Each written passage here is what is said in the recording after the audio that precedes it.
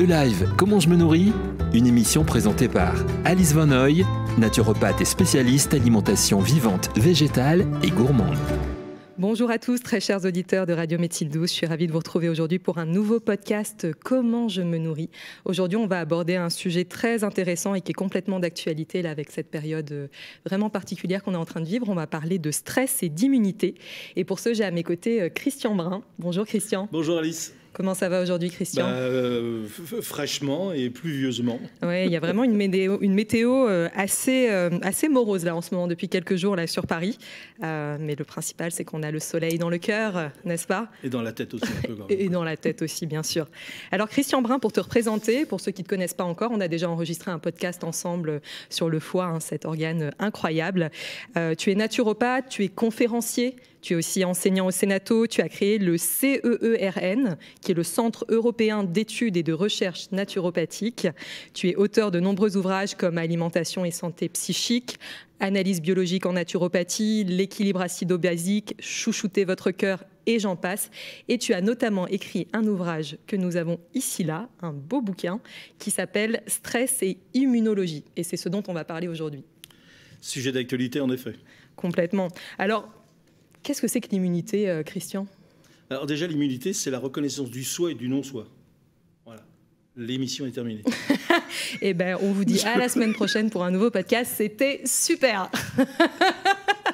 Waouh. Non, c'est la reconnaissance du soi et du non-soi. C'est-à-dire qu'à chaque fois qu'il y a un élément étranger qui veut pénétrer dans notre organisme, normalement, tout de suite, il y a plein de systèmes qui sont là, prêts pour nous défendre, prêts pour phagocyter, pour manger, pour empêcher la pénétration de cet élément étranger. Et une chose qui est très importante, parce qu'on parle toujours de système immunitaire, mais avant le système immunitaire, on a un système de défense. C'est-à-dire qu'il n'est pas spécifique à tel ou tel microbe ou quoi que ce soit. C'est-à-dire que dès que j'ai une poussière, un poil de chameau, je ne sais pas moi, un petit morceau d'os qui se détache ou quoi que ce soit, tout de suite, systématiquement, j'ai mon système de défense qui est là. Et ce premier système de défense, c'est-à-dire c'est la force vitale, c'est l'expression de la force vitale, tout le monde l'a en totalité, ça. Et c'est pour ça, c'est là-dessus que le naturopathe, il va travailler pour renforcer cette première ligne de défense, qui n'est pas le système immunitaire. Donc la première ligne de défense, bien sûr, la première barrière, c'est la peau. Et oui, pour que le microbe il puisse rentrer à l'intérieur de l'organisme, il faut qu'il puisse rentrer dans le sang, dans la lymphe, dans les liquides, etc. Et pour cela, il faut qu'il y ait une brèche, une coupure, une érosion ou quoi que ce soit. D'où l'intérêt, bien sûr, de faire très attention à sa peau, bien sûr, et de ne pas mettre n'importe quoi sur la peau, de ne pas prendre des savons basiques, de ne pas gratter la peau en permanence avec le gant de crin en espérant qu'on va perdre sa cellulite, etc., etc. C'est une aberration complète. D'accord? Donc, je ne veux pas dire par là qu'on n'a pas besoin de se laver, hein, je n'ai pas dit ça. Hein. Mais n'empêche que c'est une barrière. Ensuite, au niveau de la peau, il y a le pH de la peau. On a un pH acide. Ça, c'est une chose. Ensuite, on a la desquamation permanente de la peau. Tous les 21-28 jours à peu près, les jeunes cellules poussent les vieilles, d'accord? Et ça fait la desquamation, ça fait les pellicules, quoi. Et d'ailleurs, il y a une pathologie qu'on connaît qui accélère cette desquamation, c'est le psoriasis. Et ça, c'est malheureux comme ça. Qu'est-ce qu'on a d'autre encore? On a, sur la peau, on a découvert des lymphocytes T qu'on pensait être réservés, notamment au niveau du thymus. Vous voyez, toi, la peau, c'est vraiment un élément hyper important. Ça, c'est la première barrière. Puis on a les muqueuses aussi. Bien entendu, parce que là, pour que le microbe il puisse rentrer à l'intérieur, bien sûr, il y a les muqueuses qui sont là, avec des cils, avec des liquides qui vont empêcher l'élément étranger de continuer à faire son travail de sape. Puis attends, c'est pas terminé, on a des globules blancs, d'accord, qui ont la propriété, c'est de phagocyter, c'est-à-dire de digérer les éléments qui veulent rentrer à l'intérieur. Et ça, c'est une découverte qui a été les prémices de l'immunologie, qui a été découvert par un savant, un zoologiste ukrainien qui s'appelait Elie Metchnikov, qui a découvert que justement les globules blancs ont une propriété de phagocyter, c'est-à-dire de digérer. À peu près un globule blanc peut phagocyter 14 bactéries pathogènes. Ça, c'est dans la norme. Mais attention, quand on mange par exemple du sucre, comme ça, à tout hasard, d'accord? Et tu as pu remarquer, je n'ai pas dit chocolat. Ouais, d'habitude, tu nous dis toujours chocolat. Ça change. Eh bien, on descend à un globule blanc pour une demi-bactérie pathogène. Et là, ça fait déjà... Donc, on a déjà là une première solution au niveau, justement, de ce système de défense. D'accord? Et c'est pour ça que quand j'entends des grands immunologistes à la télé, à la radio, professeurs de médecine, de virologie, d'épidémiologie, etc., dire que l'alimentation n'a aucune insistance sur le système immunitaire...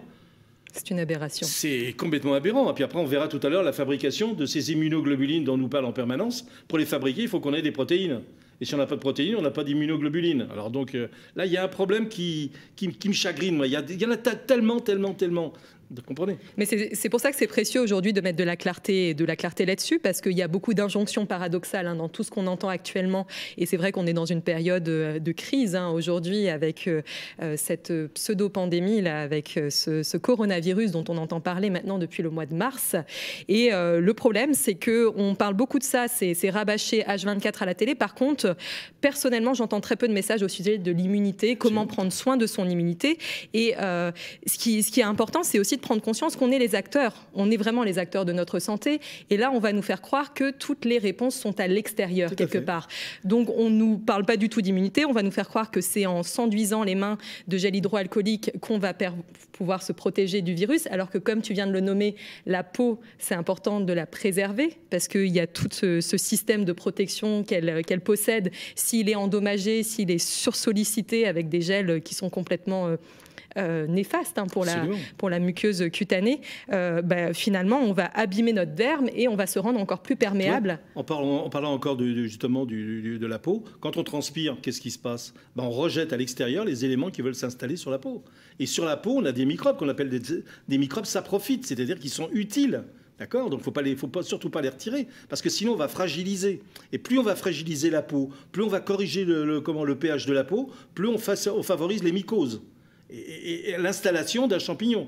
Alors après, ça peut être d'autres microbes ou quoi que ce soit. On a l'impression aujourd'hui, quand on entend les infos, qui sont d'une part très anxiogènes, on a l'impression que c'est la première fois qu'on parle d'un grand virus comme ça, alors que finalement, l'être humain ne cesse de traverser les époques en étant entouré en permanence de bactéries, de virus, à savoir qu'on a encore plus de bactéries dans notre système digestif que de cellules, 10 puissance 14 bactéries contre 10 puissance 13 cellules. Et on a l'impression aujourd'hui que ça devient vraiment un sujet de toute importance, et c'est comme si auparavant on n'avait jamais eu affaire à se défendre, à faire appel à notre immunité. On peut pas vivre dans un milieu aseptique, c'est pas possible ça. Mais c'est pour ça que c'est complètement aberrant, quoi. On fragilise de plus en plus. Là, avec le port du masque en permanence, d'accord, on va plus être en contact avec les microbes. Et si je suis pas en contact avec les microbes, je fabrique pas justement mon système de défense et mon système immunitaire. Parce que c'est ça que je voulais te dire tout à l'heure, c'est qu'on aborde ce système de défense avec la peau, avec les muqueuses, avec certaines substances antimicrobiennes qu'on rejette, notamment le pH au niveau stomacal, qui détruit quasiment tous les microbes. Donc c'est pour ça que lorsqu'on voit un gosse qui est en train de renifler ses mucosités, c'est pas bien grave, parce que n'importe comment ça va être détruit par le pH au niveau de l'estomac. Qu'est-ce qu'on a d'autre ? On a aussi les larmes. Quand on pleure, on a dedans un produit qui permet de détruire certains microbes. La salive. D'ailleurs, c'est ce qu'on fait instinctivement. Quand on se fait une plaie, on se lèche instinctivement. Et c'est ce que font tous les animaux. Tu vois, tout a été prévu dans la nature comme ça. Alors, je ne dis pas qu'il ne faut pas faire attention aux gens qui ont une sensibilité au niveau du système immunitaire. Donc les personnes d'un certain âge, les immunodépressifs, etc., etc. Là, oui, mais que l'on impose à plus de 60 millions d'individus un port de masque avec un gel hydroalcoolique, qu'on oblige les gens à porter, même dans le train. L'autre jour, j'étais à faire une conférence dans le Midi. Pendant 4 heures, normalement, j'aurais dû avoir le masque. Mais j'ai trouvé un truc. Je crois savoir ton astuce. Oui, quand vous mangez, d'accord, eh bien, vous n'êtes pas obligé de porter le masque. Donc, moi, j'ai jamais autant mastiqué de ma vie pendant 4 heures. Est-ce que c'est vraiment sain de mastiquer aussi longtemps et d'avoir le système digestif comme ça en activité ? Bon, c'est un autre sujet. Oui. Ce que tu disais au début et qui est très intéressant, l'immunité, c'est la différenciation entre le soi et le non-soi. Est-ce qu'on est tous égaux ? Et non, malheureusement, lorsqu'on arrive. Et non, justement, c'est ça, c'est liberté, égalité, fraternité, ça n'existe pas, ça c'est une aberration un petit peu. C'est pour ça qu'il est très important, justement, si un jour on décide de faire un enfant, de savoir dans quelles conditions, et peut-être de faire un système de désintoxication un petit peu avant, et éviter de faire ça le soir d'une beuverie ou quoi que ce soit. Mais on a une responsabilité, nous les parents. Quand on va faire un enfant, c'est hyper important. Pour ça et puis après, le mettre dans des conditions aussi favorables à développer son système de défense et son système immunitaire. Parce que si je continue sur ce que je te disais, on a d'abord le système de défense inné, spontané, c'est l'expression de la force vitale, sur lequel beaucoup les naturopathes travaillent énormément, d'accord? Et je te rappelle que le siège de cette force vitale, c'est au niveau des glandes endocrines et au niveau du système nerveux. Et ça correspond tout à fait. C'est pour ça qu'il faut éviter de gaspiller au niveau hormonal et au niveau de son système nerveux. C'est ce que font tous les animaux, d'ailleurs, entre parenthèses. Quand ils sont malades, ils arrêtent de manger, d'accord? Et ils dorment. Ah, ça, c'est une chose. Donc ça, c'est l'expression, d'accord? Et ensuite, quand cette première barrière, on va dire, de défense spontanée a été prise à défaut, là, à ce moment-là, on va faire intervenir, comme je dis toujours en cours, OSS 117, James Bond 007, c'est-à-dire des éléments spécifiques à tel ou tel microbe. C'est-à-dire que je vais envoyer des immunoglobulines spécifiques à l'hépatite B, spécifiques au coronavirus. Et je fais exprès d'utiliser ce terme-là. Et on va envoyer d'abord des immunoglobulines pour aller tout de suite sur le lieu d'agression en urgence. Et on va fabriquer ce qu'on appelle des IgM. Les IgM, c'est ceux qui sont tout de suite sur le lieu d'agression pour tout de suite nous garantir une sécurité. Et quand la bataille elle est gagnée, on fabrique des IgG, c'est-à-dire des immunoglobulines mémoire. Et quand on dit qu'on est séropositif, parce que ça aussi c'est un truc que j'ai toujours pas compris, ou là il faut que je recommence toutes mes études d'immuno, d'accord? C'est quand on est séropositif, soit on a des IgM, soit on a des IgG. D'accord? Mais si j'ai des IgG, ça veut dire que j'ai combattu la pathologie et que j'ai gagné la bataille contre le microbe. Et ça, je vais le garder à vie quasiment. Bon, c'est pour ça que quand on dit qu'on est séropositif, c'est pas entre guillemets négatif justement. Au contraire, ça veut dire que mon corps, il a combattu, d'accord, et qu'il a gardé en mémoire. C'est-à-dire qu'à un moment, je ne peux pas faire 2 fois la même pathologie. C'est pour ça qu'on dit que ce sont des pathologies immunisantes. C'est ce que font les enfants avec la rougeole, la scarlatine, la varicelle, etc., etc. C'est pour ça que les enfants, il faut qu'ils fassent ces pathologies-là. C'est pour ça que là encore, il y a une aberration avec le masque, parce que les enfants, ils vont être complètement retirés du contact avec les microbes et ils ne fabriqueront pas d'anticorps. Vous voyez? Alors tout ça, quand j'entends, comme je te disais tout à l'heure, des gens qui disent, ben voilà, on a testé un tel, il est séropositif au coronavirus, hop, on le laisse pendant 8 jours à la maison, on reteste, il devient séronégatif. Il y a une incompréhension. Là, il y a un truc qui ne va pas, là. Là, il y a schmilblick, quoi. C'est pas possible, ça. Bien sûr, et d'ailleurs on le voit très bien. Si par exemple, étant jeune, et ce qui est le cas, j'ai contracté la varicelle, si je suis testée aujourd'hui, logiquement j'ai les anticorps de la varicelle. T'es séropositive à la varicelle. Exactement. Donc c'est vrai que là, il y a une incompréhension sur le fait d'être à la fois séropositif et 8 jours plus tard de ne plus l'être. Là, il y a un truc qui ne va pas, là. Là, il y a... Et si avec ça Parce que quand toi, si on prend le cas encore du masque, justement, comme je te disais, j'ai écrit un article de plus de 9 pages là, qui apparaît dans une revue, parce que je trouve complètement aberrant cette histoire de masque. Pourquoi? Parce que déjà, premièrement, c'est un foyer de bactéries, là, un truc à poussière à n'en plus finir. On le tripote, on le pose sur la table, on fait plein de trucs, etc. On est isolé sans arrêt des microbes, d'accord? Et on ne peut pas fabriquer son système immunitaire, c'est pas possible, ça. Donc il faut être en contact. Quand vous pensez qu'il y a même des chercheurs à l'université de Harvard qui disaient qu'il fallait faire l'amour avec le masque. Non mais il y a un truc qui va plus là dans la tête là en ce moment, ça disjoncte complètement. Ouais, c'est assez dingue ce qu'on est en train de vivre en effet aujourd'hui. C'est assez chaotique d'ailleurs sur de nombreux plans. Et concernant cette immunité, on l'a construite, donc elle est unique, elle est singulière pour chacun. Et c'est vrai que l'arrivée au monde va jouer un rôle majeur parce que ça, peu de gens le savent finalement, mais quand le bébé va passer le col de l'utérus, le vagin, il va embrasser le vagin de sa maman. Et là déjà, il va commencer à créer son immunité à ce moment-là. Notamment, ça va faire le premier ensemencement de sa flore intestinale. Et ça, je trouve, c'est quelque chose d'extraordinaire, quoi. Et moi, je me rappelle, à un moment donné, on avait découvert que des femmes en Afrique, quand elles accouchaient par césarienne, eh bien, elles se mettaient les doigts dans le vagin et elles faisaient sucer des doigts au bébé. Et tout de suite, ça a été le tollé général. Ouais, ça va pas à la tête, c'est complètement débile, ils y connaissent rien, etc. etc. Ouais, le problème, c'est que maintenant, dans plusieurs hôpitaux de Paris, d'accord, maintenant, quand les femmes elles accouchent par césarienne, on prend un coton-tige, on l'enfonce dans le vagin de la maman et on fait sucer au bébé. Tu vois, il y a plein de choses comme ça qui sont décriées. Là, peut-être que là, en ce moment, on décrit en disant, oui, le système immunitaire, c'est pas ci, c'est pas ça, etc. On prend un peu les naturopathes pour des doux charlots. Puis peut-être que dans 5 ans, dans 10 ans, dans 15 ans, on dira, bah oui, ils avaient entièrement raison. Mais ils le diront pas, ça. Ils diront, non, c'est grâce à nous. On a sauvé la planète, donc c'est incroyable. C'est pour ça que je me rappelle de la phrase de Marchesso qui disait « Si la théorie du microbe était si exacte que ça, il ne devrait plus y avoir personne pour pouvoir en parler. » Et ça, tu vois, parce que l'ère des antibiotiques, ça date de quoi? Ça date de 1945. Hein. Avant, comment ils faisaient alors?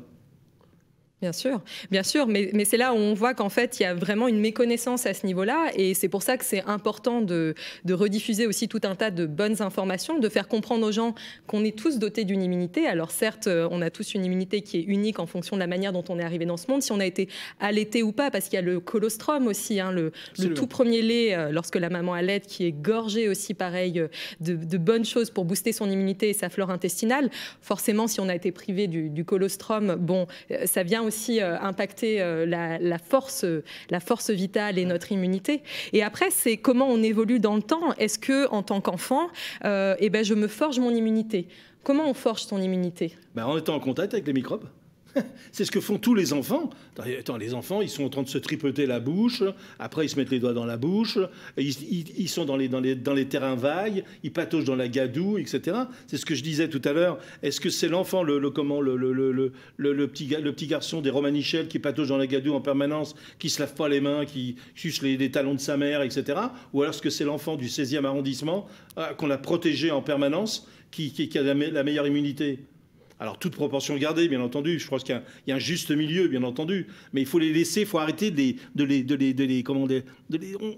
les protège trop, nos enfants. Faut pas que tu sortes, t'as pas mis tes gants. Faut pas que tu faut pas que tu ça, etc. Et là, en ce moment, là, avec le masque, ils sont isolés, les gosses. Alors, ils sont isolés déjà à cause du microbe, puis en plus, ça, maintenant, ils sont isolés socialement, en plus. On voit plus le sourire, on voit plus rien. Enfin, c'est une catastrophe. Exactement, et ça nous amène à parler justement de qu'est-ce qui est immunodépresseur, parce que certes, certaines personnes ont une immunité qui est basse, hein, d'ailleurs qui développent aussi des maladies immunodépressives, hein, qui sont immunodépressifs. Qu'est-ce qui impacte négativement l'immunité? Alors déjà, la mauvaise alimentation.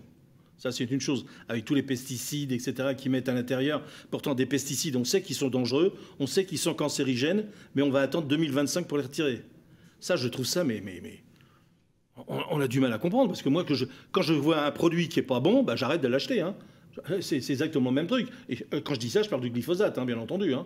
On le supprime tout de suite. C'est de la merde, c'est de la merde. On ne peut pas dire autrement, quoi. Vous comprenez? Mais c'est ça qui est dingue, c'est-à-dire qu'on se rend compte que les priorités sont pas mises au bon endroit, quelque part. Absolument. Bon, on va pas rentrer dans la politique, mais c'est vrai que c'est étonnant de voir que ces choses-là, qui sont quand même primordiales, qui concernent notre alimentation, ne soient pas prises plus au sérieux et ne soient pas éradiquées. Et tu sais, comme je dis toujours, en naturopathie, tu réponds foie, compote de pommes, exercice physique, protéines.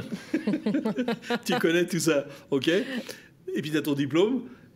Et dans le monde profane, tu réponds fric et pouvoir. Tu es sûr de pas te gourer non plus, quoi. C'est que ça. On est dirigé que par ça. C'est quelque chose de aberrant. On est là, on se dit mais c'est pas possible ça. Il n'y a pas un qui va commencer à réfléchir. Alors quand il y en a un qui commence à réfléchir, on en voit quelques-uns des scientifiques qui commencent à aller au créneau et puis qui commencent un petit peu à rouer dans les brancards. Alors, ils sont traités de malades, de fous, ils sont traités de complotistes parce qu'on n'est pas d'accord avec l'officialité. Attention, c'est quand même très important. Il faut être dans les normes. Tu sais, c'est une phrase d'Anatole France qui disait « Une bêtise dite par 5 millions d'individus reste envers et malgré tout une bêtise ». Tout à fait. Tout à fait. Et là, ça nous amène aussi à parler d'un point qui est vraiment crucial dans ce qu'on est en train de vivre. Tu parlais de l'alimentation pour prendre soin de son immunité, et ça, c'est tout à fait vrai. Mais il y a aussi les émotions. Et c'est-à-dire que là, on est baigné dans un égrégore de peur qui ne cesse de faire son apparition au quotidien. On est baigné dans la peur et la culpabilité. Et ça, ce sont les deux plus grandes émotions qui sont immunodépressives. Parce qu'il y a une chose qui est très importante. On a vu qu'il y avait un système de défense inné, spontané, l'expression de la force vitale. Et quand cette première barrière spontanée, je le répète, d'accord, que tout le monde a, mais qu'on peut développer. D'accord? C'est pas un peu immuable. Hein. Après, on fait intervenir le système immunitaire. Mais encore faut-il que le système immunitaire, il soit alerté en disant, attention, là, il y a quelque chose qui ne va pas. C'est-à-dire que si tu préfères, il y a un moment donné, quand le système de défense, il est pris à défaut, le système nerveux central envoie une information, il analyse la situation d'abord, en disant, attention, qu'est-ce qu'on fait? On continue comme ça, il n'y a pas atteinte vitale de la personne ou pas? Et si le système nerveux central détecte qu'il y a atteinte vitale de la personne, là, dans ces cas-là, il faut sortir la tirée lourde. Il ne faut pas attendre quoi que ce soit. Et là, dans ces cas-là, c'est le système immunitaire, cette fois-ci, avec des immunoglobulines, avec les IgG, les IgA, les JE, etc., qui va directement au casse-pipe pour essayer de sauver la personne. Ça, c'est très bien. Donc, première constatation, c'est que si mon système immunitaire n'est pas alerté, il ne peut pas intervenir. Et justement, le système nerveux central est sous la dépendance des stress. et de la peur. Et là, en ce moment, on y va, on charge au maximum. Hein. On met des statistiques qui sont complètement faussées, à n'en plus finir. Comme ça, les gens sont dans une peur à n'en plus finir. Comme ça, quand le vaccin va arriver, on va pouvoir en vendre des tonnes. Hein. Il y a même des choses sans commentaire. D'accord ? Donc, si le système nerveux central n'alerte pas le système immunitaire, il ne va pas au casse-pipe. Et dans ces cas-là, la pathologie s'installe. C'est ce qui se passe notamment pour les cellules cancéreuses. Quand on fait une cellule cancéreuse ou précancéreuse, si cette cellule n'est pas détruite par le système immunitaire, phagocytée, etc., bah, en une, ça va faire 2, 2, ça fait 4, 4, ça fait 8, etc., etc. Et ça se voit notamment chez les personnes âgées, et même sur les personnes avec des émotions très fortes. Quand on perd un être cher, par exemple, ou qu'on a une peine d'amour ou quoi que ce soit, un truc comme ça, le système nerveux central est accaparé par cette peine d'amour, par la perte de cet être cher. Et dans ces cas-là, il ne peut pas alerter le système immunitaire. Et c'est pour ça que ce sont des gens qui fabriquent des pathologies, soit auto-immunes, soit des allergies à répétition, soit des cancers. Et on le voit régulièrement sur les personnes qui ont été en fusion permanente toute leur vie. À un moment donné, le système immunitaire n'est pas alerté et donc la personne va fabriquer une cellule, 2 cellules et le cancer. Alors que la personne n'avait jamais rien eu, elle était en pleine forme, mais 6 mois, 1 an après, la personne décède suite au décès de son conjoint. Tu vois, c'est pour ça que c'est hyper important cette notion. C'est pour ça qu'il faut s'entourer qu'avec des gens optimistes, d'accord ? Tous les gens pessimistes, on vire. Pas plus compliqué. Puis les gens qui sourient, voilà, et qui rient. Toi, comme toi. C'est pour ça que j'aime beaucoup. Mais oui, mais c'est ça. Faut pas regarder à la télévision Massacre à la tronçonneuse ou La nuit des morts vivants. Faut pas regarder les débats politiques. C'est de la folie. Quand on les voit, là, ils sont d'une tristesse. On a l'impression que c'est des croque-morts. Pour nous annoncer le nombre de morts, etc., etc. Au contraire, soyez avec des gens qui rient en permanence. Là. Parce que quand on est avec quelqu'un qui rit, on rit. Quand on est avec quelqu'un qui est triste, bah, on est triste. Et ça, il ne faut pas le faire. Et c'est pour ça que quand on va à l'hôpital rendre visite, par exemple, à quelqu'un qui nous est cher et qui est malade, malheureusement, ça fait mal au cœur. Hein. Attention, c'est pas ça non plus. Mais il ne faut pas être là en disant « ça va pas, hein. T'es pas bien, hein. Tu souffres, hein.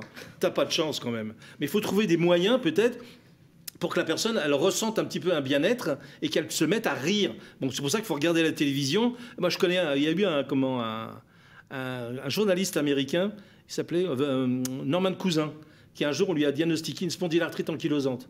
Et on lui a dit, bah, il n'y a rien à faire, vous avez le HLA-B27, on ne peut rien faire, c'est génétique, c'est comme ça. Il dit, bah, puisque crever pour crever, il s'est enfermé dans une pièce, il a regardé pendant des jours et des jours que des films de Laurel et Hardy, de Buster Keaton. Tu sais ce qui s'est passé ? Bah, il a guéri sa spondylarthrite. Wow, il a écrit un best-seller aux États-Unis. Un truc, mais vraiment quelque chose d'énorme. Donc ça prouve bien que l'état du psychisme au niveau du système immunitaire, c'est très important. C'est pour ça qu'on peut dire que le rire est immunostimulant. Bien sûr. Et au contraire, la peur, les stress permanents, je dis pas le stress de tous les jours où, je sais pas, moi, t'es en retard, les feux ils passent au rouge, bon, ça c'est pipicha, ça c'est que dalle. Mais les stress en permanence, d'accord, et les peurs, il n'y a que ça en ce moment. Et ben ça fait chuter le système immunitaire. D'accord ? Puis après, on se dit, bah, tiens, je comprends pas. Cette personne, elle était en pleine forme et tout. Puis maintenant, bah, elle tombe malade en permanence. C'est pour ça que c'est un principe, moi, je dis toujours, entourez-vous qu'avec des gens optimistes et regardez la télévision ou en DVD ou quoi que ce soit, que des films marrants. D'accord ? Moi, c'est ce que je fais. Par exemple, je ne regarde pas à la télévision les téléfilms américains. C'est du vol, du viol. C'est que ça. C'est super, tu vas pisser, tu reviens, tu continues à comprendre. Hein. C'est toujours la même chose. C'est quelque chose d'incroyable. Moi, je trouve ça, mais je ne vois pas où il y a le plaisir de voir du sang. Mais c'est vrai que les gens sont un peu machiavéliques. Hein. Je le vois sur la route. Hein. Quand il y a des accidents de voiture, bah, si c'est de l'autre côté du périphérique, les gens freinent pour regarder si la personne, si on ne voit pas des plaques de sang et tout. Et ça fout le bouchon. Mais c'est aberrant, ça. Mais c'est tout un conditionnement en fait mental et on se rend compte aujourd'hui que là c'est clair que dans le climat actuel, comme tu le disais, hein, les principales émotions là c'est la peur, la culpabilité aussi parce qu'on te rend coupable si tu fais pas comme on te dit de faire, et ça la culpabilité c'est une des pires émotions aussi qu'on puisse ressentir hein, à tout niveau, hein, la culpabilité d'avoir mangé ça, la culpabilité de ne pas avoir fait ça, ça détruit l'être humain aussi de se sentir coupable en permanence, et c'est assez culturel hein, aujourd'hui de se dire ah bah t'as pas fait comme il faut, tu es coupable. Alors ça c'est d'arriver à casser aussi ce cercle cercle vicieux. Et vraiment, comme tu le dis, de créer un cercle vertueux où à la fois, bon déjà c'est de prendre la distanciation médiatique, hein, on en avait déjà parlé la dernière fois dans notre émission sur le foie, mais vraiment se préserver de toutes ces infos anxiogènes qui finalement ne vont pas aider à faire avancer le schmilblick. Si on veut faire avancer les choses, c'est déjà en se responsabilisant par rapport à sa santé. Absolument. Parce que plus on va prendre soin de soi, quelque part, plus on va aussi semer des graines pour aider les gens à prendre soin d'eux et on va créer un cercle vertueux. Donc... Ce que tu vois, là, ce que tu viens de dire, c'est très important. Donc, travailler sur le système nerveux central pour qu'il puisse alerter le système immunitaire. Mais il y a encore une autre possibilité, encore. C'est que le système immunitaire, il a tellement été affaibli par des médications outrancières, par des vaccinations outrancières, etc., que même si le système nerveux central alerte le système immunitaire, mais il n'est pas alerté, il n'est pas opérationnel, parce qu'on l'a tellement fait taire en permanence. Parce que les gens, de la naissance jusqu'au jour où ils ont découvert la naturopathie, bien entendu, on leur a donné que des produits antisymptomatiques. Et antisymptomatique, c'est-à-dire que je fais taire le symptôme, c'est-à-dire l'expression de la force vitale, c'est-à-dire l'expression de mon système immunitaire.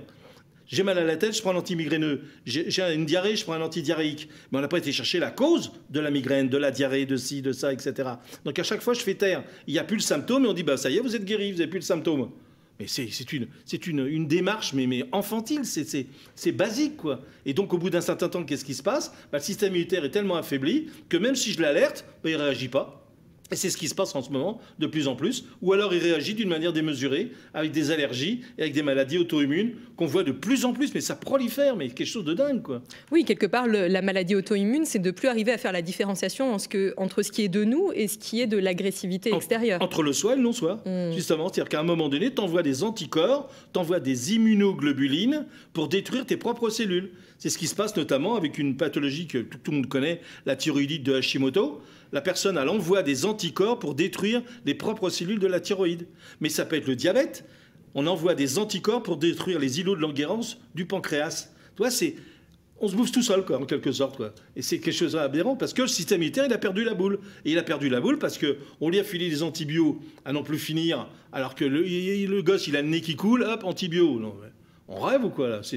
Nous, naturopathes, on connaît très bien pourquoi le gosse, il a le nez qui coule. Et c'est pas pour autant que le gosse, il est enrhumé, qu'il a des virus. Hein. Parce que ça encore, c'est une théorie officielle. Le rhume, c'est un virus. Je savais pas qu'un virus, ça faisait couler le nez, moi. Ça vient de sortir, ça. Tu vois, il y a plein de choses aberrantes comme ça. On a l'impression que il n'y a pas de réflexion, quoi. C'est ça que je déplore un petit peu. Et c'est pour ça que même en consultation, ils vont trop vite, quoi. Oui, et tu dis souvent cette belle phrase, en tout cas cette belle expression de Pierre-Valentin Marchessault, c'est « Est-ce que c'est le marécage qui attire le moustique ou le moustique qui attire le marécage ?» Et en effet, si on a un terrain qui est marécageux, si on a un organisme qui est complètement encrassé, qui a été vraiment sursollicité, qu'on a mal nourri, qui est aussi vraiment sclérosé par le stress, etc., forcément, ce sera le lit idéal pour l'installation de tout genre de virus, microbes, etc. Alors que si on prend soin de son terrain, si on lui donne les meilleures choses possibles, qu'on n'est pas sédentaire, parce que la sédentarité, pareil, c'est un stress énorme. Donc si on est dans le mouvement, dans la vie, à manger des belles choses, à s'entourer de gens positifs, qui rigolent, qui partagent des belles nouvelles et à écouter des choses positives, de la belle musique, etc., ça veut dire qu'on prend soin de son terrain. Absolument. Et donc, quelque part, il n'y a pas trop de raisons qu'il y ait un marécage qui s'installe et donc pas trop de raisons que le moustique vienne se balader par là. C'est vrai que dans l'absolu, on devrait presque devenir éternel. Bah oui. Dans l'absolu. En avant vers l'éternité, Christian. Non mais tu vois, tu parles de terrain, mais c'est quoi le terrain ? Parce que il y a beaucoup qui parlent de terrain, mais le terrain, c'est le terrain héréditaire. C'est pour ça qu'on n'est pas égaux, bien sûr. Donc d'où l'importance de savoir avec qui on va avoir un enfant, etc. Ça aussi, c'est important. Donc le terrain héréditaire. Ensuite, le terrain qu'on a acquis de notre naissance jusqu'à aujourd'hui. Qu'est-ce que j'en ai fait de ce terrain ? Qu'est-ce que j'ai fait du temple qu'on m'a transmis, du terrain qu'on m'a donné à la naissance ? Et c'est du capitalisme, hein, quand on réfléchit bien. Ah ouais. Ensuite, il y a le terrain psychologique, on vient d'en parler à l'instant, d'accord ? Et puis, il y a aussi le terrain émonctoriel, les humeurs. C'est-à-dire les humeurs, c'est les liquides qui sont à l'intérieur du corps, qui apportent l'oxygène, qui apportent des éléments nutritionnels, d'accord ? Et la cellule, avec ça, a fait son tripatouillage, ratatouillage, elle fabrique certains éléments nobles, puis en fait, elle rejette dans le même milieu les déchets, le CO2 plus les déchets du métabolisme cellulaire. Et c'est pour ça que c'est un équilibre entre ce qu'on apporte et ce qu'on rejette. Et c'est pour ça que manger bio Moi, je suis pour, bien sûr, ça va de soi, manger bio, de saison, du terrain, etc., etc. Mais en même temps, il faut dégager au niveau des émonctoires, c'est-à-dire au niveau des portes de sortie. D'où ce que tu disais tout à l'heure, la sédentarité. La sédentarité, je ne fais pas bouger mes humeurs, mes liquides, hein, ne passent pas un nombre de fois supérieur au travers des filtres émonctoriels, et donc encrassement humoral. Et là, c'est le terrain favorable à l'implantation d'un élément étranger. Bien sûr, et on le disait dans l'autre émission, les émonctoires, c'est comme les éboueurs de l'organisme. C'est eux qui permettent de faire sortir les poubelles. Et on le voit très bien en temps de grève à Paris, hein, notamment quand les éboueurs font la grève. Les poubelles s'entassent, ça pue, c'est un cauchemar sur les trottoirs. Et c'est de faire l'analogie avec son organisme aussi. Si on ne permet pas aux poubelles de sortir régulièrement, entre autres les toxines, etc., que ce soit par la transpiration, que ce soit par l'évacuation par les urines ou par les acides, par les voies pulmonaires, etc., forcément, on se retrouve avec un terrain qui est complètement encrassé. Et c'est un terrain vraiment propice à l'installation de toutes sortes de pathologies. Et je dirais même plus, même sur ce terrain encrassé, toi, tu auras beau apporter des aliments bio et spécifiques. On ne pourra pas en profiter. Tu pourras pas. L'image que je prends toujours, c'est que tu vas faire tes courses au salon Marjolaine et tu reviens avec tes sacs à baies et il y a grève des éboueurs, justement. Tu ne peux même pas rentrer chez toi, c'est-à-dire dans ta cellule. Tu comprends? Donc les déchets qui sont à l'intérieur ne peuvent pas être évacués. Et même si tu as du bio dans tes sacs, tu ne peux pas en profiter puisque ça ne peut pas rentrer dans les cellules. Donc il faut manger bio, bien sûr, de saison, du terrain. Alors là, il n'y a aucun problème. Mais en même temps, il faut trouver des techniques pour activer les émonctoires pour pouvoir s'épurer. Et là, les techniques, tu les connais, bien sûr, l'exercice physique. Et tu as pu constater, j'ai dit exercice physique, je n'ai pas dit sport. Hein. Parce que là aussi, il y a encore une question de limite entre les deux. Mais il y a aussi les bains aussi, hein. Les bains quand on prend un bain chaud, les massages, etc. Il y a plein de techniques. Hammam. Absolument. Donc c'est l'équilibre en permanence entre les deux, quoi. On parlait tout à l'heure du stress, Christian, et beaucoup de personnes, je pense aujourd'hui, se retrouvent un petit peu démunies sur la gestion du stress, de l'angoisse, etc., par rapport à toutes les infos anxiogènes qu'on peut avoir à longueur de journée. Est-ce que tu as des outils, toi, à partager pour justement arriver à gérer des situations très stressantes, oppressantes? Le rire. Le rire. Et si on n'arrive pas à rigoler, si on n'a personne pour nous chatouiller? Non, mais même, tu peux. Ce qui ne veut pas dire qu'il faut rire bêtement, c'est pas ça. Hein. Moi, je ris pas non plus bêtement en permanence. Mais j'essaie toujours d'apporter ma bonne humeur. La bonne humeur fait les bonnes humeurs. C'est pas de moi, hein, c'est de Pierre Valentin Marchesso aussi. Hein. Très joli. Et il disait le bon sens fait le bon sens. Donc ça, c'est aussi très important aussi. Donc c'est pour ça que travailler sur le fait d'être déjà en contact avec des gens qui sourient. Et ça, c'est aussi très important. C'est pour ça que le masque, là, on ne voit même plus le sourire. On ne voit plus l'éclat des yeux. Il n'y a plus rien, il n'y a plus d'expression. On est muselé, là. On est muselé. On a l'impression d'avoir un masque, ça veut dire ferme ta gueule et puis tais-toi. Excuse-moi l'expression, mais bon. C'est tout à fait entendable. Et c'est surtout aussi qu'il y a quelque chose dont on parle peu, c'est qu'un organisme qui est en hypoxie, donc en manque d'oxygène, ça c'est aussi un gros impact sur l'immunité. Le fait de ne pas pouvoir s'oxygéner correctement, la respiration, on peut passer plusieurs jours sans manger, on peut passer quelques heures sans boire ou même parfois quelques jours, on peut aller jusqu'à quelques jours sans boire aussi. Par contre, on ne peut pas passer plus de 3 minutes max, enfin en tout cas pour les grands experts de l'apnée, mais sans respirer, c'est la première chose qu'on fait en arrivant sur cette terre, c'est notre première respiration. Ça, et là, c'est vrai que s'il y a bien une grosse incohérence dans ce qu'on est en train de vivre, c'est qu'on ne peut plus s'oxygéner correctement. Moi, personnellement, quand je porte un masque, je me sens étouffée. Et là, on vient impacter négativement notre immunité. Le fait d'être en hypoxie, d'être sous-oxygéné, c'est une catastrophe pour l'organisme. Ouais, j'imagine, moi, les gosses qui sont à l'école et qui ont le masque toute la journée. Tu te rends compte un petit peu, mais c'est une question de catastrophe. Et justement, quand on a le masque, on respire son CO2. Le CO2, premièrement, il acidifie, puis ensuite, le cerveau est mal oxygéné. Et attends, j'irai même encore plus loin, si on veut aller plus loin au niveau de cette aberration. C'est chaque fois que je respire, en supposant que le masque arrête le microbe. En supposant, ça c'est encore à discuter. Mais chaque fois que je inspire, je réinfecte mon organisme avec le coronavirus, alors. Là, il y a un truc qui ne va pas, là. Il y a quelque chose qui ne va pas, en effet. En effet. Bon, en tout cas, pour récapituler un peu tout ce sujet-là passionnant qu'on vient d'aborder, pour prendre soin de son immunité. Bon, déjà, c'est précieux de prendre soin de sa vitalité. On invite tout le monde vraiment à soit aller faire un bilan chez un bon naturopathe pour savoir un petit peu où on en est dans sa force vitale et savoir que voilà, on peut prendre soin de sa vitalité par tout un tas de techniques qui font vraiment leur preuve, que ce soit en rééquilibrant notre hygiène de vie, etc. Il y a vraiment tout un tas de choses à mettre en place. Et dans l'immunité, pareil, pour prendre soin de son immunité, c'est vraiment de continuer à prendre soin de son hygiène de vie, de ce qu'on met dans son assiette, des couleurs, le plaisir, surtout aussi à table, ça c'est primordial, prendre du plaisir à manger des bonnes choses de qualité, de saison, bien mastiquer, manger dans une ambiance qui est vraiment favorable à une bonne assimilation, avec des gens qu'on aime, qui nous font rire, qui vont aborder des sujets enthousiasmants, bien s'entourer, bien respirer, bien bouger, bien dormir aussi. Et bien penser. Oui, bien penser. Et là, il y a du boulot. Hein. Complètement. Et quand tu disais aller voir un naturopathe pour faire un bon bilan, il faut aller voir un naturopathe qui n'est pas sectaire non plus. Hein, les gens qui sont des ayatollahs du bio, moi je m'en méfie comme de la peste. D'accord ? On peut très bien faire de la naturopathie, d'accord ? Même dans le plaisir de manger, etc., dans le partage, etc., etc. Et ça, c'est une notion aussi qui est très importante. Si vous allez voir un naturopathe qui est triste, qui est complètement décharné, qui n'a pas de plaisir à manger, qui n'a pas de plaisir à partager avec les autres, fuyez, allez voir quelqu'un au contraire de beaucoup plus dynamique, souriant, etc. Quand je te vois, par exemple, Alice, c'est un régal, quoi, sincèrement, et je plaisante pas en disant ça. Non, mais c'est vrai, quoi. Quand on te voit, on a envie de sourire, quoi. C'est spontané, quoi, toi. Voilà. Merci beaucoup. J'arrête là. Merci beaucoup. Je dois être toute rouge là, à l'écran de la caméra. Mais en tout cas, oui, je pense que s'il y a bien aussi une notion fondamentale pour prendre soin de son immunité, c'est la jouissance. C'est prendre du plaisir à vivre, du plaisir à partager des moments qualitatifs avec les autres. Et c'est vrai que la joie est communicante. Quand on voit quelqu'un qui est joyeux, moi personnellement, quand je croise dans la rue quelqu'un qui me sourit, j'ai tout de suite envie de sourire en retour. Et voilà, ça dessine un sourire sur le visage de tout le monde, quelqu'un qui est joyeux. Je ne sais pas si on en avait déjà parlé la dernière fois, mais il y a les 7 plantes symboliques. 7 plantes. Je ne pense pas qu'on en ait parlé. Il y a 7 plantes symboliques qui sont absolument indispensables, que je donne moi à chaque fois en consultation, parce que pour moi c'est la base. Parce que moi ça fait à peu près 45, presque 50 ans que je fais de la naturo. Je me suis aperçu qu'il y a des gens qui mangent bio, de saison, du terrain, ils mastiquent 50 fois, ils se couchent avec les poules, ils prennent une eau chambrée et ils sont tout le temps malades.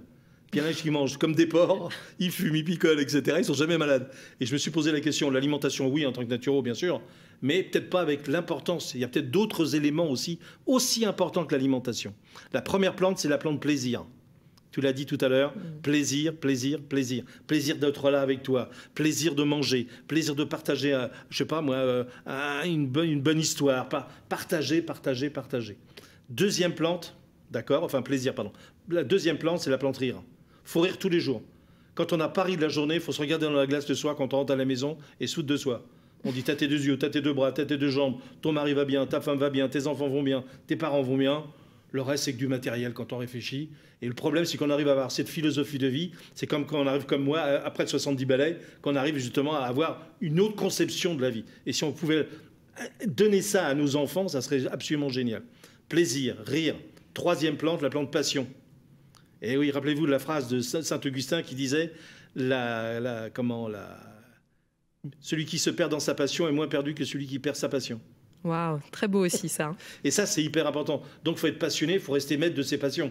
Moi, si je suis plus passionné par la naturo, ça m'arrive, hein, des fois la naturo elle me sort un peu par les trous de nez, hein, on est bien d'accord. Qu'est-ce que je fais ? Je me prends 1 ou 2 journées pour renouer à nouveau la passion. Et ça, c'est valable pour tous les aspects de la vie. Regarde, quand tu es en couple, par exemple, si tu n'as plus de passion, on ne peut pas rester sans passion, c'est pas possible, ça. Dans ces cas-là, on se met face à face, on essaie de renouer la passion. Sinon, moi, je prends ma bagnole, mes bouquins, je me tire. Hein. Et je ne peux pas rester sans passion. Donc, plaisir, rire, passion, folie. Parce que si je retire le L de folie... ça fait la foi. Ça fait le foie. Le ou la foi. Et oui, parce que le foie, il adore qu'on fasse des folies. C'est-à-dire des choses inédites, des choses que vous n'avez pas préparées à l'avance. Heureux sont les fêlés qui laissent passer la lumière. On est bien d'accord. Et je dis ça parce qu'il y a des gens, ils sont tellement dans le mental, c'est que sur leur carnet, c'est marqué tous les dimanches, c'est marqué roast beef purée, tarte aux fraises chez les beaux-parents.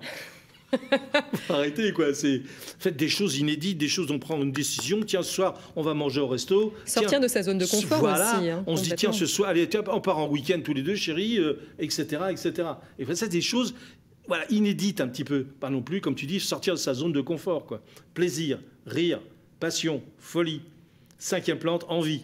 Parce que envie, je peux l'écrire E-N-V-I-E-S et je peux l'écrire aussi E-N, plus loin, V-I-V-I-E. C'est-à-dire que les gens qui ont des envies, d'accord, des projets, etc., ils sont en vie. Même si on ne peut pas tous les réaliser. Hein. Moi, tu verrais les listes que j'ai en permanence. Mais tu as des listes au moins. Mais j'ai des listes. Tout un tas de choses. Et alors, j'adore, c'est que quand j'en réalise un, je le raille. Et là, il y a un plaisir, mais alors monstrueux. Je dis, ça y est, je l'ai réussi. Donc, plaisir, rire, passion, folie, envie. 6e plante, la plante état de conscience. Je mange, je dors, je lis. Mais je ne fais pas 36 choses en même temps. C'est un petit peu le problème aujourd'hui, c'est qu'on est toujours parasité par tout un tas de choses à faire, et notamment avec les portables, où on n'est jamais vraiment, en tout cas pour la plupart des gens, dans l'instant présent. Il y a toujours tout un tas d'éléments perturbateurs. Toi qui es une spécialiste au niveau culinaire et puis au niveau des jus, etc., comme j'ai pu le constater, d'accord ? Regarde les gens, quand ils prennent un jus, par exemple, moi je leur dis le soir, prenez un jus que vous avez fait à l'extracteur, mais les gens, ils le prennent debout. Ils le posent sur la paillasse de la cuisine, il faut 36 choses en même temps. Mais non, je leur dis, ça c'est l'apéritif. Vous vous installez, ça prend 2-3 minutes, on ne va pas passer 3 plombes non plus. Mais on le prend en état de conscience. Je mange, je dors, pas 36 choses en même temps. Et enfin, 7e plante, quand on a réalisé les 6 précédentes, c'est la plante partage. Ah. C'est fondamental. Moi je pense que même si on n'a pas une alimentation toujours parfaite ou quoi que ce soit, si on a ces 7 plantes-là, il y a quand même des chances que ça marche bien. Et c'est pour ça qu'il faudrait enseigner ça à nos enfants. Mais le plus jeune âge, il ne faut pas attendre, je vous dis, d'avoir un quinquagénaire ou si ce n'est plus, quoi. Bien sûr, inculquer toutes ces notions-là dès le plus jeune âge, c'est vraiment précieux. Et puis c'est un magnifique petit jardin, toutes ces plantes-là. Prenons-en soin. Et ça demande qu'à pousser encore en plus. Il n'y a même pas besoin d'arroser, hein. D'accord ? Ça pousse naturellement, c'est spontané. Regarde les enfants, c'est ce qu'ils font, hein. Les enfants en bas âge, bien entendu, ils ont du plaisir, ils ne se posent pas de questions si c'est si c'est ça ou quoi que ce soit. Complètement. Voilà. Oui, il y a une espèce de spontanéité et vraiment à la recherche du plaisir en permanence, de l'amusement. Et le rire, t'as déjà vu les gosses quand ils se marrent? Mais c'est un régal, quoi. Complètement. Et ça y va, gorge déployée, ils ne se posent pas la question de savoir s'ils sont dans un lieu de culte ou quoi que ce soit. Ils se marrent. Oui, ils sortent de toutes ces conventions quelque part qui sont très, très emprisonnantes sur certains aspects. Et regarde les enfants, par exemple, quand ils s'embrassent. Mais c'est un régal aussi, ça. C'est spontané. Ils appliquent les lèvres vraiment sur la joue, ou même sur les lèvres, d'ailleurs, entre parenthèses. Mais il n'y a rien, il n'y a pas de tabou, quoi que ce soit. Alors que là, maintenant, quand tu vois dans la rue les gens qui s'embrassent, ils tournent la tête, ils s'embrassent. Il n'y a plus de spontanéité. Quand ils se serrent la main, c'est pareil. T'as plus la main, t'as la main qui glisse, là, t'as plus rien. Mais dans ces cas-là, si t'as pas envie d'embrasser, si t'as pas envie de serrer la main, tu fais salut. Avec un beau sourire. Voilà, tout à fait. Bon, en tout cas, pour récapituler, ces 7 merveilleuses plantes à cultiver quotidiennement, c'est le plaisir, le rire, la passion, la folie, l'envie, l'état de conscience et surtout le partage. Donc vraiment, pour prendre soin de votre immunité, continuez à aimer, à vivre, à prendre du plaisir, à bien vous nourrir, à bien bouger, à aussi cultiver un petit brin de folie quotidiennement. Et puis surtout, à vous préserver de toutes les infos anxiogènes. C'est ce que j'allais dire, justement. Réfléchissez. N'acceptez, je ne sais plus qui disait ça d'ailleurs, ne pas accepter comme argent comptant les idées toutes faites, notamment celles des autres dits plus instruits ou diplômés. C'est pas parce que la personne elle a un diplôme de chercheur, de docteur, de professeur, de ci et ça, qu'ils ont raison. Et ça, c'est aussi très, très, très important. Gardez votre lucidité et ce que vous pensez, c'est à vous. Voilà. Après, ça peut se discuter ou quoi que ce soit, mais ayez confiance dans votre jugement personnel. Oui, c'est important d'être précautionneux, d'appliquer vraiment les gestes de bon sens, des choses qui paraissent vraiment couler de source. Mais par contre, c'est important de rester lucide sur tout ce qui nous est transmis et puis surtout de se faire confiance, en effet, faire confiance à sa boussole intérieure et surtout faire confiance à la vie. Je pense que c'est la plus belle chose. Et c'est comme ça qu'on pourra petit à petit arriver à remonter un petit peu le potentiel immunitaire des gens. Parce que là, actuellement, il est dans les chaussettes. Bien sûr. C'est le moins qu'on puisse dire, avec tous les stress. Quand on t'annonce tous les morts, à un moment donné, quand c'était pendant le confinement, là, il y avait un mec tous les soirs à 20h. Moi, je l'appelais croque-mort parce que quand il avait la gueule, un costard noir, cravate de noir, etc., il annonçait le nombre de morts du coronavirus. Mais c'est pas possible, ça. C'est sûr qu'en regardant ce type d'informations, c'est pas comme ça qu'on va se dessiner un beau sourire sur le visage. Puis en plus de ça, maintenant, on s'aperçoit que les statistiques sont faussées, elles n'ont pas été corrigées, etc., etc. Il y en a au niveau scandale, ça pullule en ce moment. On s'aperçoit que d'un seul coup, on dit, il y a eu X personnes hospitalisées. Ah oui, mais on s'est gouré dans les statistiques, parce qu'on peut faire ce qu'on veut avec les statistiques, on est bien d'accord. Alors qu'il y a plein d'endroits où il n'y a pas plus de morts qu'ailleurs. Puis ensuite, maintenant, le coronavirus, on l'applique partout. Moi, je connais quelqu'un, sa mère est décédée d'un cancer, d'accord, à l'hôpital. Et bien, sur la feuille d'essai, on a mis coronavirus. Alors la fille, elle a dit, non, ma mère, elle n'est pas morte du coronavirus. Elle est morte d'un cancer. Ah oui, mais quand on est à l'hôpital, on met coronavirus. Comme ça, on touche une subvention. Quand tu entends ça, tu es là, tu es stupéfait. Tu dis, c'est pas possible, il y a un truc qui va pas là. C'est vrai ou c'est pas vrai? On se pose des questions, mais quand ça se renouvelle avec d'autres personnes, il y a un truc. C'est là où on vous invite grandement, d'une part, à continuer à cultiver le beau, le vivant dans vos vies, à garder votre belle lucidité et surtout à vous instruire, à lire. Donc vous avez ce bel ouvrage Stress et immunologie, les réponses naturopathiques par Christian Brun aux éditions Guy Trédaniel. C'est un beau bouquin. Donc il y a de la lecture pour le mois d'octobre et pour la fin de l'année. Et surtout, prenez soin de vous, prenez soin de la vie qui est en vous, cultivez la joie de vivre, le vivant. Et puis, logiquement, tout devrait bien se passer lorsqu'on prend soin de soi. Et c'est en prenant soin de soi aussi qu'on peut encore plus prendre soin de ceux qu'on aime aussi par la suite. Et riez. C'est vraiment la plante, vraiment, immunomodulante, immunostimulante, anti-cancer, rajeunissante. Vous n'avez jamais vu des gens qui ont 20, 30 ans, ils sont déjà vieux. Puis vous voyez des fois des gens de près de 70 ans qui sont frais comme la rosée du matin. Absolument. Et oui, rigolons. Et d'ailleurs, on le sent à quel point ça a un impact direct sur notre bien-être. Donc vraiment, on vous rappelle les 7 grandes plantes: plaisir, rire, passion, folie, envie, état de conscience et partage. Cultivez ça au quotidien et vraiment prenez soin de vous et puis un petit peu de lâcher prise aussi, de détachement par rapport à ces grands égrégores de peur. Et puis avoir de la folie, comme tu dis, là, en citant les 7 plantes symboliques, la folie de temps en temps, faire des choses parce que j'ai envie de les faire, du moment que ça ne peut pas préjudice aux autres. Tu vois, c'est ça puis le lâcher prise aussi. Moi, des fois, quand je dois écrire un article ou j'écrire un bouquin ou préparer un cours, etc., il y a des fois, je suis devant mon ordinateur, c'est le syndrome de la page blanche. Et là, t'es là, voilà. Qu'est-ce que je fais? Tu crois que je reste sur mon ordinateur? Non, je m'habille et puis je vais me balader. Soit je vais faire le tour du lac de Versailles, soit je vais au Gilbert Jaune pour regarder les bouquins, quoi que ce soit. Là, je m'achète un petit bouquin, un truc complètement merdique, un petit truc pour me faire plaisir. C'est comme les gosses, on a besoin de se faire plaisir de temps en temps. Puis quand je reviens, je lis même pas le petit bouquin que j'ai acheté, je dépose, et là, j'ai lâché prise. Et à un moment donné, j'ai l'impression d'être canal, de recevoir plein d'informations. Et là, tu te mets sur ton ordi, et là, tu pompes, et tu vas au maximum. Là. Et là, tu te dis, mais c'est pas moi qui ai écrit ça quand même, c'est pas possible ça. Et pourtant, parce que tu as lâché prise. Complètement. En tout cas, merci beaucoup Christian pour ce beau moment qualitatif comme toujours et ces beaux échanges très enrichissants. On se dit à tout bientôt pour de nouveaux podcasts aussi riches et passionnants. Et puis à tous les auditeurs, on vous souhaite de prendre bien soin de vous. Et, merci beaucoup Alice. Grand plaisir. Merci beaucoup Christian et à très bientôt. Merci. Au revoir. E-Live, comment je me nourris ? Une émission présentée par Alice Van Hoy, naturopathe et spécialiste alimentation vivante, végétale et gourmande.